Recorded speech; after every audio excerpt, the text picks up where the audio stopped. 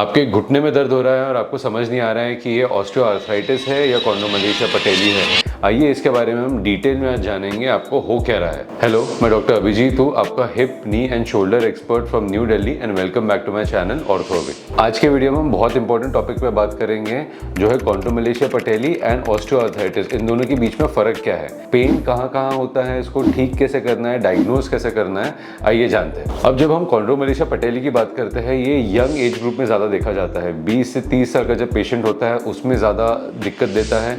आप एक्सरे भी कराते हो एपी लैटरल तो उसमें कुछ दिखाई नहीं देता है, कार्टिलेज आपको नॉर्मल दिखाई देता है।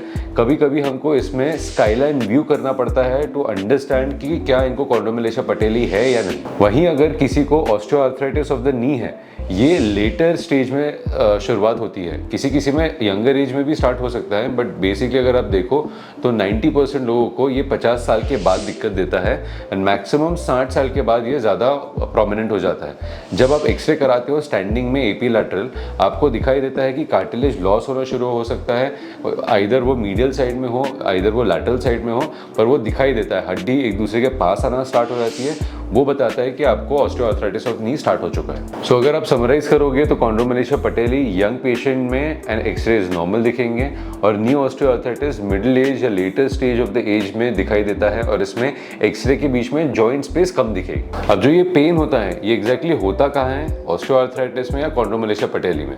अगर आप देखोगे ऑस्टियोआर्थराइटिस ऑफ द नी में तो पेशेंट आके आपको बताएगा स्पेसिफिक एरिया पे कि मेरे को अंदर की तरफ घुटने के या फिर बाहर की तरफ पेन होता है, क्योंकि जो एरिया में आपका हड्डी घिसी हुई है वो एरिया में ज़्यादा पेन करेगा इन ऑस्टियोआर्थराइटिस। पर जैसे ही आप कॉन्ड्रोमलेशिया पटेली बताते हो तो पेशेंट को बहुत कंफ्यूजन रहता है कि पेन कहाँ है। वो कभी बताएगा आगे की तरफ, पीछे की तरफ, साइड की तरफ, वो एग्जैक्टली बता नहीं पाता है कहाँ पेन है।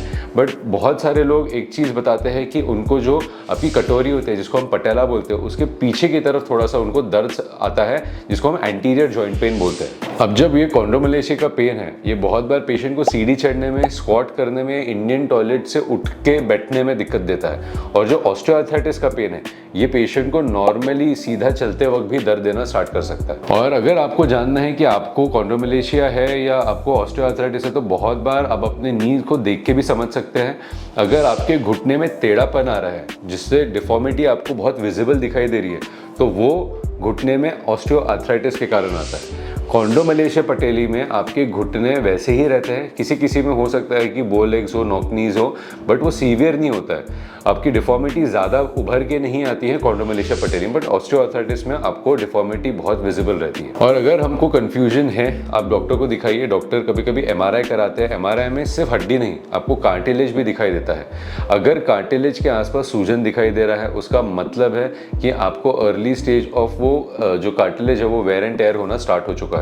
कॉन्ड्रोमलेशिया पटेली में आपके पटेला के पीछे, आपके जो कटोरी थी उसके पीछे आपको दिखाई देता है कि कार्टिलेज वेयर ऑफ हो रहा है। और अगर आप ऑस्टियोआर्थराइटिस में देखोगे, ऑस्टियोआर्थराइटिस में जो भी कंपार्टमेंट आपका इन्वॉल्व हो रहा है वो एरिया में आपको दिखेगा कि कार्टिलेज वेयर एंड टेयर हो रहा है और वहाँ सूजन बनना स्टार्ट हो जाती है। और एमआरआई कराने के बाद आप अपने डॉक्टर को दिखाइए, वो ज़्यादा अच्छे से इसको चेक कर सकते हैं और वो आपको बता पाएंगे कि कहाँ आपका वेयर एंड टेयर है और उसका ट्रीटमेंट क्या है। अगर डायग्नोसिस सही हो जाता है तो इसका ट्रीटमेंट भी बहुत आसान है। अगर आप 20 से 30 साल के एज ग्रुप में हो, कॉन्ड्रोमलेशिया पटेली की दिक्कत है और अर्ली स्टेज में अगर ये डायग्नोस हो जाता है तो इसका जो आप ट्रीटमेंट कर सकते हो बहुत इजी रहता है। आपको हाई इम्पैक्ट एक्टिविटीज़ अवॉइड करनी है, रनिंग, जंपिंग, कार्डियो। ये अगर आप अवॉइड करते हो तो जो स्ट्रेन पड़ रहा है आपके घुटने पे वो थोड़ा कम हो जाता है। लो इम्पैक्ट एक्टिविटीज़ जैसे स्विमिंग, साइकिलिंग आप स्टार्ट कर सकते हो। इससे आपका मसल ग्रोथ भी होगा और आपको कोई दर्द भी नहीं होगा और आप अपनी एक्टिविटीज़ कर पाओगे।